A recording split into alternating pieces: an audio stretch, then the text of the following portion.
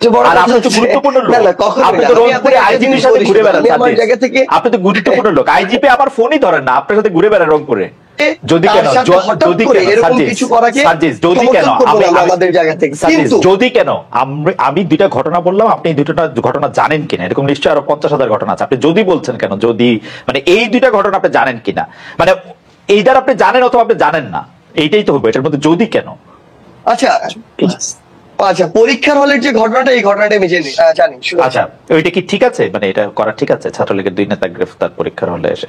না, এটার আনসারটাই তো আমি আপনাকে বললাম, যে তার বিরুদ্ধে যদি সেরকম অভিযোগ থাকে, এরকম বর্বরতা, নির্যাতন, নৃশংসের সাথে যুক্ত হওয়ার যদি তার বিরুদ্ধে এই অভিযোগটি থাকে, এটি তো আমি জানি না অভিযোগটি আছে কিনা, সেটি খতিয়ে দেখার সুযোগটি আসলে আমার হয়নি। যদি থাকে তাহলে তাকে গ্রেফতার করতে পারে যে কোনো জায়গা থেকে, যদি না থাকে তাহলে যে কোনো জায়গা থেকে, ইভেন বাড়ি থেকে নিয়ে যেতে পারে না। আপনি তো জানি না যে থাকেন 17 সালের পর থেকে যদি আপনি ছাত্রলীগের রাজনীতিতে থাকেন, আপনি যদি আসলে ছাত্র প্রতিনিধি হয়ে থাকেন, আমার ধারণা গত 6-7 বছরে যা কিছু হয়েছে ঢাকা ইউনিভার্সিটিতে আপনি জানেন।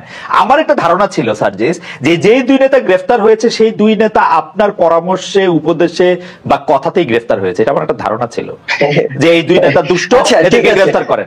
প্রথম কথা হচ্ছে, আপনাকে একটা জিনিস একদম নিশ্চয়তা দিয়ে বলতে চাই, এই মুহূর্তে বাংলাদেশের আসলে ছাত্রলীগের পোস্ট না পাওয়া সবচেয়ে বড় ছাত্রলীগের সাবেক নেতা মনে হয় সার্জিস আলম। কারণ আপনি আমার পুরো এই বিশ্ববিদ্যালয়ের মানে যদি জার্নিটা দেখেন, কোথাও আমার কোনো বলি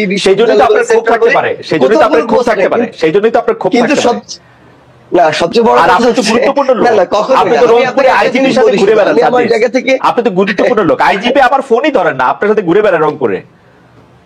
না না, কখনোই না, এটা আপনি এভাবে কখনোই বলতে পারেন না। কোন দিক থেকে? সেটি হচ্ছে, আমি সেখানে সার্জিস আলম বৈষম্যবিরোধী ছাত্র আন্দোলনের সমন্বয়ক হিসেবে যাইনি, আমি জুলাই শহীদ স্মৃতি ফাউন্ডেশনের সেক্রেটারি হিসেবে গিয়েছি, কারণ তারা সেই জায়গায় শহীদ পরিবার এবং আহতদেরকে ফান্ড দেওয়ার যে প্রোগ্রামটি, সেই প্রোগ্রামে গিয়েছে। তারা সেখানে আমার শহীদ বীর ভাই তারা আবু সাইদের বাসায় গিয়েছে, এর বাইরে তারা কিন্তু আরো একাধিক প্রোগ্রাম করেছে, তার কোনোটিতেই কিন্তু আমি যাইনি। তো আপনি এটি কখনো বলতে পারবেন না যে আমি আইজিপির সাথে ঘুরে বেড়াই, ক্লিয়ার কথা। আরেকটি কথা হচ্ছে, আপনি এর আগে যেটি বলেছেন, আমি আপনাকে বলিনি, এরকম অন্তত আমি 50 জনের কথা বলতে পারবো যারা সরাসরি এই অত্যাচার কিংবা নির্যাতন বা 15 তারিখে আমাদের সাথে যা হয়েছে, 16 তারিখে এগুলোর সাথে সরাসরি জড়িত, তাদের সাথে তাদের বিরুদ্ধে বিভিন্ন জায়গায় মামলাও হয়েছে। তো যদি আমার জায়গা থেকে আমি সরাসরি এরকম বাই নেমে বলতাম, হয়তো তাদেরটা আগে আসতো, কারণ আমাদের চোখের সামনে এটি করা হয়েছে। হ্যাঁ, তাদের বিরুদ্ধে মামলা হয়েছে, পুলিশ প্রশাসন তাদের তদন্ত সাপেক্ষে তাদেরকে গ্রেফতার করবে, ব্যবস্থা নিবে। আমি কেন ব্যক্তিগতভাবে বলতে চান? অথবা আপনি ইচ্ছা প্রকাশ করেছেন, কারণ আমি জীবনে যেমন দেখেছি বলে, মানে যাই হোক, সেটি অন্য প্রসঙ্গ, কিন্তু আপনি তাহলে বলেন নাই,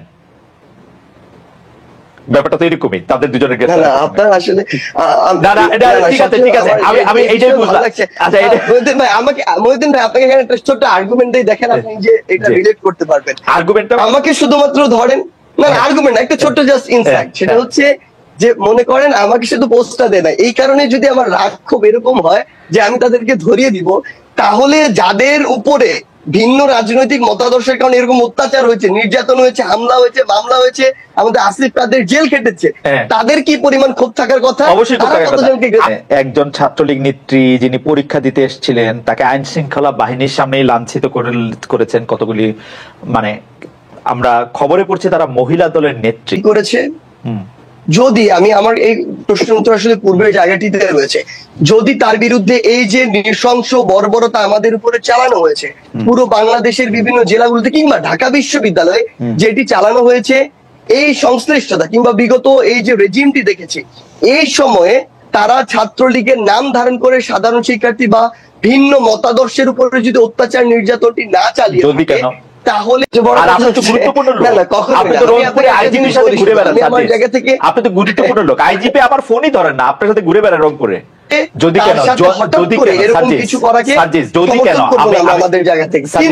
কেন আমি 2টা ঘটনা বললাম, আপনি 2টা ঘটনা জানেন কিনা, এরকম নিশ্চয়ই আরো 50,000 ঘটনা আছে, আপনি যদি বলছেন কেন, যদি মানে এই 2টা ঘটনা আপনি জানেন কিনা, মানে এইটার আপনি জানেন অথবা আপনি জানেন না, এইটাই তো হবে, এটার মধ্যে যদি কেন। আচ্ছা আচ্ছা, পরীক্ষার হলের যে ঘটনাটা, এই ঘটনাটা আমি জানি। আচ্ছা, ওইটা কি ঠিক আছে, মানে এটা করা ঠিক আছে ছাত্রলীগের 2 নেতা গ্রেফতার পরীক্ষার হলে এসে? না, এটার আনসারটাই তো আমি আপনাকে বললাম যে তার বিরুদ্ধে যদি সেরকম অভিযোগ থাকে, এরকম বর্বরতা, নির্যাতন, নৃশংসের সাথে যুক্ত হওয়ার যদি তার বিরুদ্ধে এই অভিযোগটি থাকে, এটি তো আমি জানি না অভিযোগটি আছে কিনা, সেটি খতিয়ে দেখার সুযোগটি আসলে আমার হয়নি। যদি থাকে তাহলে তাকে গ্রেফতার করতে পারে যে কোনো জায়গা থেকে, যদি না থাকে তাহলে যে কোনো জায়গা থেকে, ইভেন বাড়ি থেকে নিয়ে যেতে পারে না।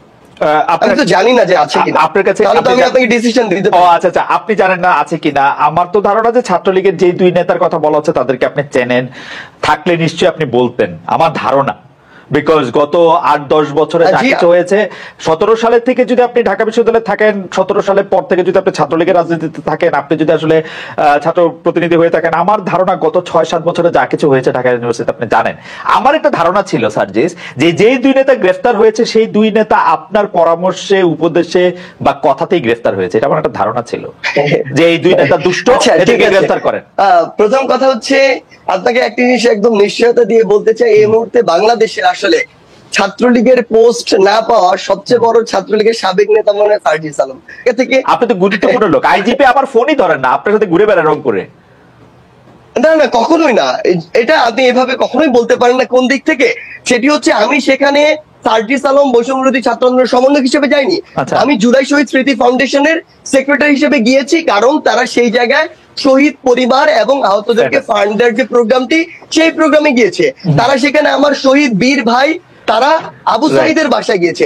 এর বাইরে তারা কিন্তু আরো একাধিক প্রোগ্রাম করেছে, তার কোনোটিতেই কিন্তু আমি যাইনি। তো আপনি এটি কখনো বলতে পারবেন না যে আমি আইজিপির সাথে ঘুরে বেড়াই, ক্লিয়ার কথা।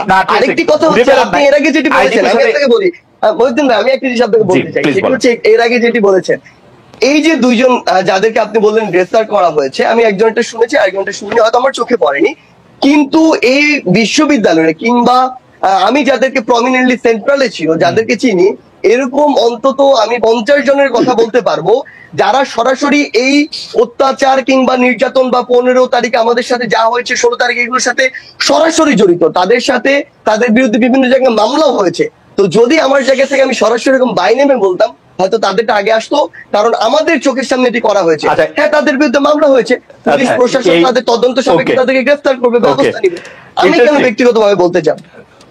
অথবা আপনি ইচ্ছা প্রকাশ করেছেন, কারণ আমি জীবনে যেমন দেখেছি বলে, মানে যাই হোক, সেটি অন্য প্রসঙ্গ, কিন্তু আপনি তাহলে বলেন নাই ব্যাপারটা তো এরকমই, তাদের 2 জনের গ্রেফতার। আপনার আসলে ঠিক আছে, আমি এইটাই বুঝলাম। আচ্ছা, মহিউদ্দিন ভাই, আপনাকে এখানে একটা ছোট্ট আর্গুমেন্ট দিয়ে দেখেন, আপনি যে এটা রিলেট করতে পারবেন। আর্গুমেন্টটা আমাকে শুধুমাত্র ধরেন, না আর্গুমেন্ট একটা ছোট্ট জাস্ট ইনসাইট, সেটা হচ্ছে যে মনে করেন আমাকে শুধু পোস্টটা দেয় না, এই কারণে যদি আমার রাগ খুব এরকম হয় যে আমি তাদেরকে ধরিয়ে দিব, তাহলে যাদের উপরে ভিন্ন রাজনৈতিক মতাদর্শের কারণে এরকম অত্যাচার হয়েছে, নির্যাতন হয়েছে, হামলা হয়েছে, মামলা হয়েছে, আমাদের আসিফ তাদের জেল কেটেছে, তাদের কি পরিমাণ ক্ষোভ থাকার কথা? অবশ্যই।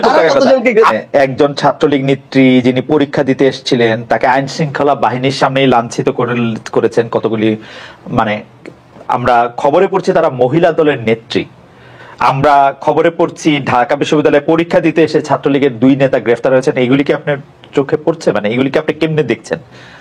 ভালো লাগছে আপনার?